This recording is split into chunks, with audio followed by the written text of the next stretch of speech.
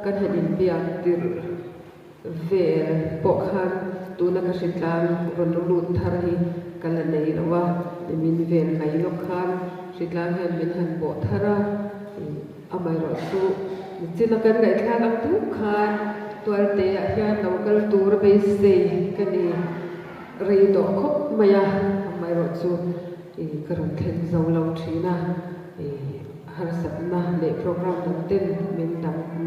thina karon thlen theilawa tun hun na hian tu thlen thei nge la ti po ka do le ya pathian ne na te kan din ve ni chuan youtube lama khan ko har la lam chi ko tang le te le pathian lal ba ram ngai ha lam pang te kada veya kan kha mu thin le chu ani kan ringa ve ni a youtube lama kada lem lo tui jang rai tui pui rai khat hak mi kan ni poka ki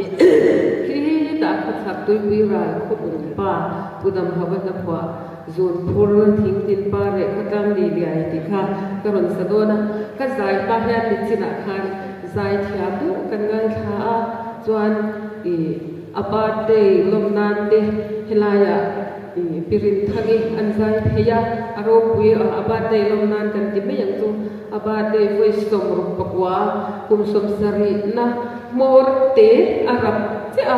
ala han solo wang bak the kha ro pui ka tia kan chi bai shing shi te azai kha ka tia ka tuk ton lo nei ka sia chuan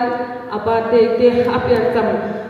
ka u zo khan kanu zo khan arun sei sia kan sei vege september kha kan ba te kha na vi na ani ro chu tun kha ni som par kha